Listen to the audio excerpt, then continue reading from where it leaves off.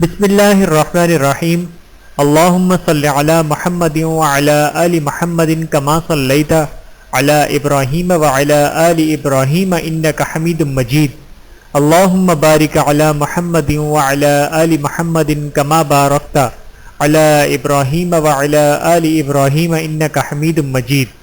بسم اللہ الرحمن الرحیم۔ حضرت زید بن خطاب رضی اللہ تعالیٰ عنہ چند اہم خصوصیات۔ جس نے اپنے بھائی عمر رضی اللہ تعالیٰ عنہ سے پہلے اسلام قبول کیا اور وہ حضرت عمر کا بڑا بھائی تھے، جو بلند و مرتبہ شہسوار اور بہادر صحابہ میں سے تھے، جن کے مقدر میں تمام غزوات نبیہ میں حصہ لینے کا شرف لکھ دیا گیا تھا، جو سن 12 ہجری کو جنگ یمامہ میں شہید ہوئے، جن کے بھائی عمر نے ان کے بارے میں اپنے احساسات کا اظہار کرتے ہوئے فرمایا، جو ہی باد صبا چلتی ہے تو میں زید کی خوشبو محسوس کرتا ہوں۔ بسم اللہ الرحمن الرحیم۔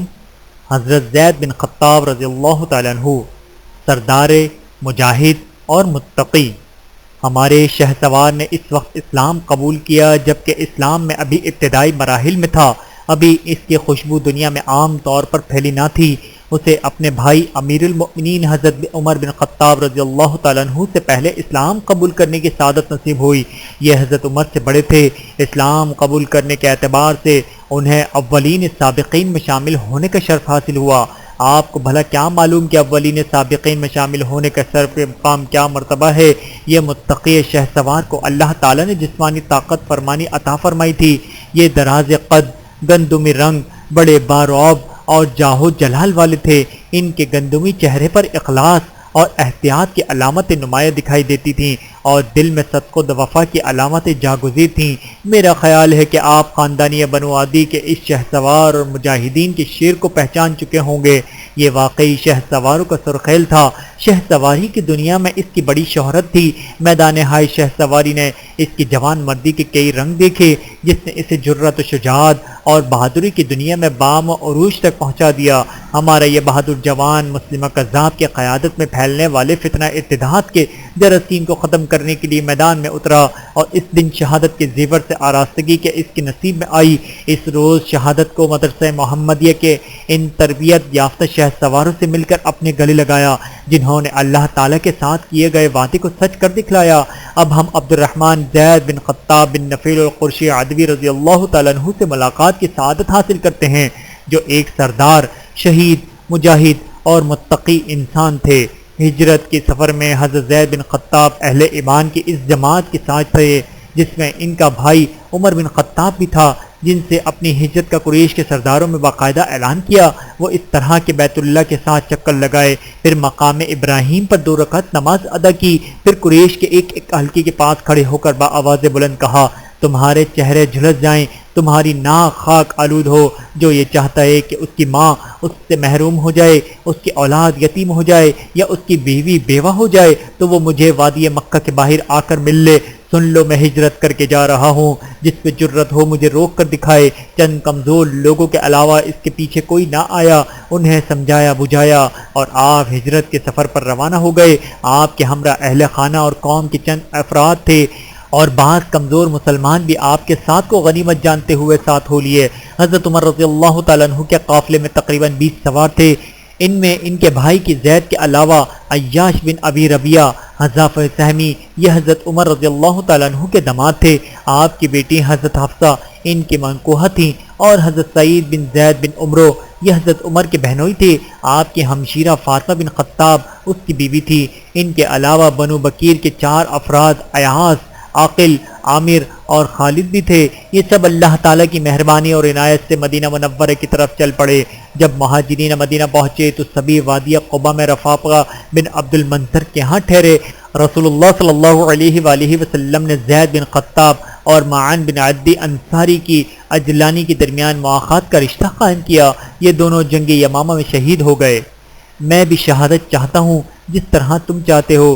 جب اللہ تعالیٰ نے اپنے مومن بندوں کے قتال کا حکم دیا تو زید بن خطاب ان شہسواروں میں سب سے پہلے نمبر پر آئے تھے، جنہوں نے داعیہ جہاد کی دعوت کو قبول کیا، اور جو اللہ کی رضا، ان کی مغفرت اور اجر عظیم حاصل کرنے کی خاطر جلدی سے آگے بڑھے۔ جب غزوہ بدر پپا ہوا تو زید بن خطاب مدرسہ نبویہ کے ان سپاہیوں میں سے شامل تھے جو اللہ کے کلمے کو بلند کرنے کے لیے اور کافروں کے کلمے کو نیچا دکھلانے کے لیے اپنے گھروں سے نکلے۔ مسلمان موحدین کی کامیابی اور کامرانی پر یہ معرکہ اپنے اختتام کو پہنچا۔ اس معرکے میں زید بن خطاب سعادت مندوں کی اس فہرست میں شامل تھے جن کے لیے جنت واجب ہو چکی تھی، جیسے کہ صحیح حدیث میں وارد ہے۔ غزوہ احد کا اعلان ہوا تو زید بن خطاب رسول اللہ صلی اللہ علیہ وآلہ وسلم کے ساتھ روانہ ہوئے۔ یہ ان شہ سواروں میں شامل تھے جنہوں نے دنیا کی حقارت کی نگاہ سے دیکھا تھا، اور جو کچھ اللہ تعالیٰ کے پاس تھا وہ بہتر اور باقی رہنے والا تھا۔ کیا شہادت سے بڑھ کر کوئی تمغہ ہو سکتا ہے؟ وہاں احد کے پہاڑ کے دامن میں وہ پہاڑ جسے رسول اللہ صلی اللہ علیہ وآلہ وسلم محبوب گردانتے تھے، وہاں زید بن خطاب نے جانیہ قربانی، کمال درجے کی شجاعت اور خوبصورت انداز میں ایثار کی مثال قائم کرنے کے لیے کھڑے ہوئے۔ نہیں بلکہ وہ اپنے قول و عمل سے اللہ تعالیٰ کی رضا حاصل کرنے کے لیے اٹھے۔ اس موقع پر ان کے بھائی حضرت عمر آگے بڑھے، ان کے کان میں پیار بھرے انداز سے کہا، اے زید، آپ میری درہ لے لیں تاکہ آپ اسے پہن کر دشمن کے تیروں، نیزوں اور تلواروں سے اپنے جسم کو بچا سکیں۔ شراب ایمان سے لبریز لہجے میں لطیف انداز میں مسکراتے ہوئے زید بن خطاب نے کہا، اے عمر، میں بھی شہادت چاہتا ہوں جس طرح تم چاہتے ہو۔ زید اور عمر دونوں بھائیوں نے درہ کو چھوڑا اور دونوں شعلہ بار لڑائی میں کود پڑے۔ دونوں میں سے ہر ایک شہادت کا خواہ تھا۔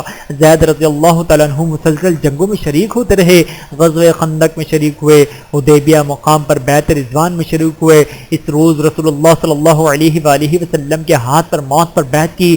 ان خوش نصیب لوگوں کے ہمراہ اللہ تعالیٰ کی رضا حاصل کی جنہوں نے درخت کے نیچے رسول اللہ صلی اللہ علیہ وآلہ وسلم کی بیعت کرنے کی سعادت حاصل کی تھی۔ اس کے بعد رسول اللہ صلی اللہ علیہ وآلہ وسلم کے ساتھ تمام جنگوں میں شریک ہوئے، ہر موقع میں قابل قدر کارنامے سر انجام دیے۔ نیکی کی طرف پیش قدمی کرنے والا۔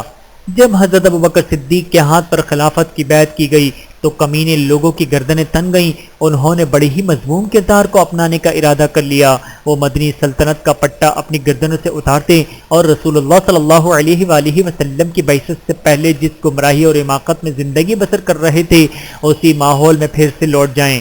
اسی لیے عرب کے بعض قبائل مرتد ہو گئے، نفاق کی شگوفے پھوٹ پڑے، یہودیت و نصرانیت پھر سے پروان چڑھنے لگی، مسلمان کے دشمن زیادہ ہو گئے۔ بعض مسلمان اپنے نبی علیہ السلام کی وفات سے خنق برساتے رات میں بھیگی بکری کی طرح بزدل ہو گئے۔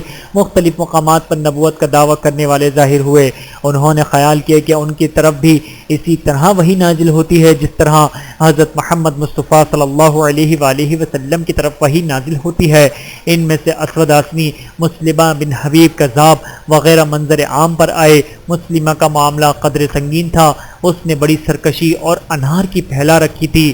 اس موقع پر حضرت ابوبکر صدیق نے مشہور و معروف موقر اختیار کیا۔ آپ نے فتنہ ابتدا کو جڑ سے اکھاڑ پھینکنے کا فیصلہ کیا۔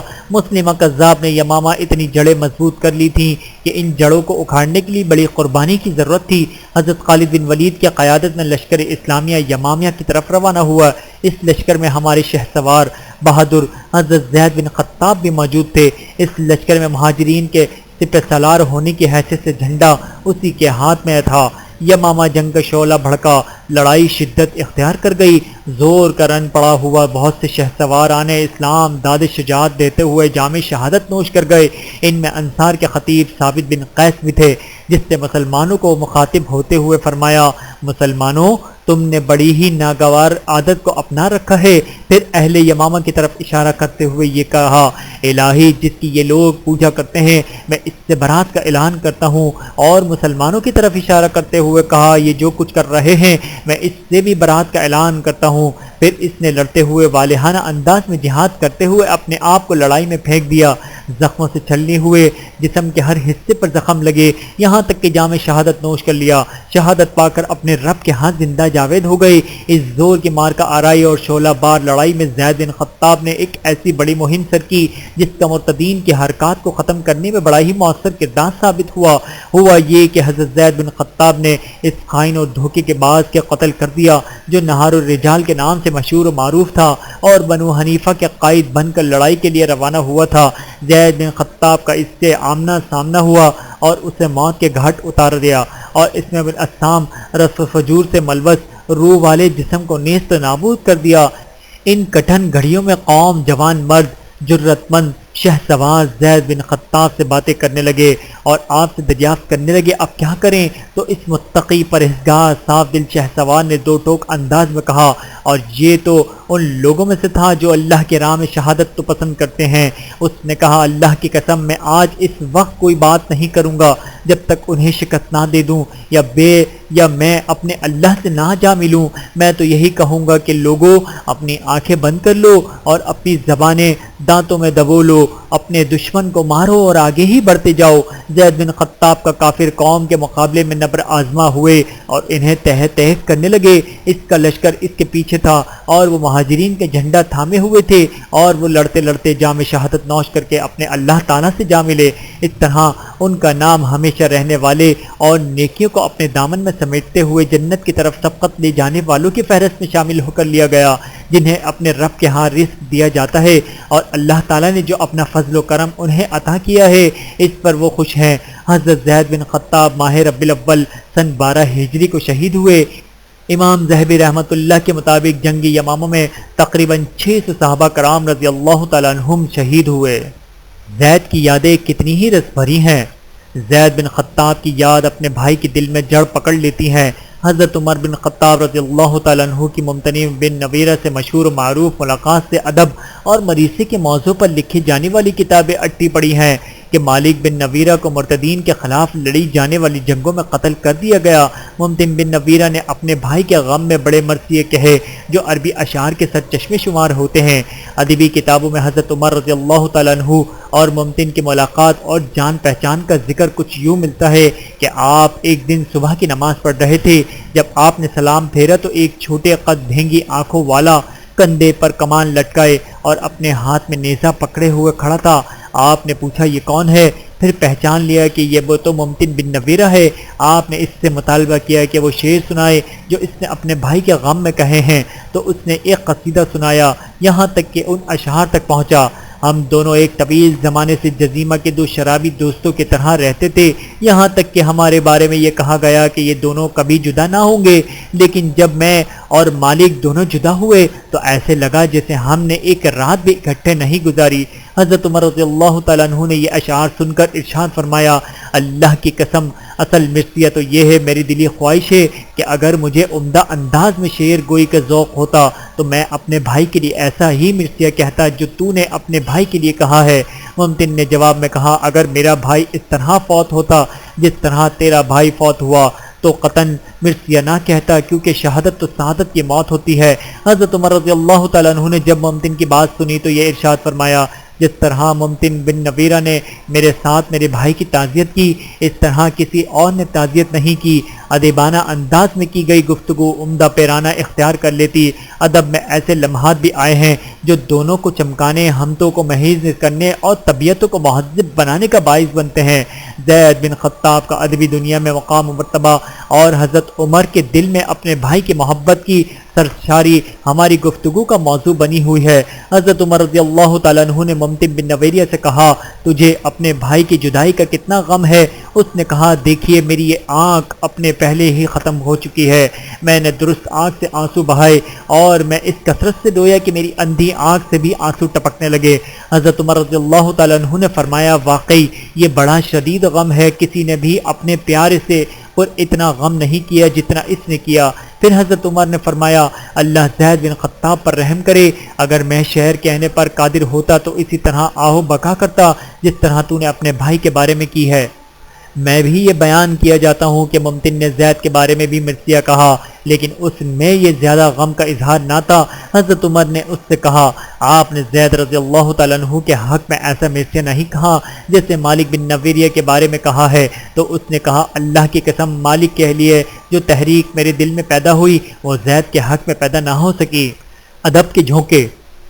ادب کے خوشگوار جھونکے اور جادو بری سرسراہٹ ہوتی ہے جو دلوں سے اٹکلیاں کرتی ہے اور دلوں کے خفیہ زاویوں کو حرکت دیتی ہے۔ یہ اٹکلیاں خوشگوار حانی اور عمدہ صفات کی حامل ہوتی ہے۔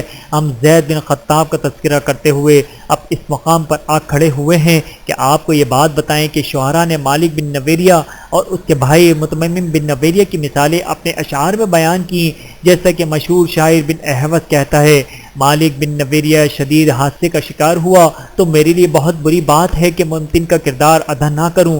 ابو بکر محمد بن عیسیٰ دانی جو ابن لبان کے لقب سے معروف ہیں، وہ اپنے قصیدے میں یہ اشعار کہتے ہیں، تو نے اپنا ملک چھوڑ کر مالک بن نویریہ کی یاد تازہ کر دی اور میں وفورم غم سے متمم کی طرح تجھ پر مرثیہ کہوں گا۔ اسی طرح ابن مجاور مشکی کہتے ہیں، اے مالک میرے دل میں تیری محبت اس طرح ہے جس طرح نویریہ کے دل میں تھی، اور میری آنکھ تیرے غم میں ممتن کی طرح رو رہی ہے۔ اسی طرح قاضی ابن سنال ملک کا کہنا ہے، میں اپنی دونوں آنکھوں سے رویا گویا کہ میں ممتن بن نویریہ کے رونے کی کمی پورا کرتا ہوں۔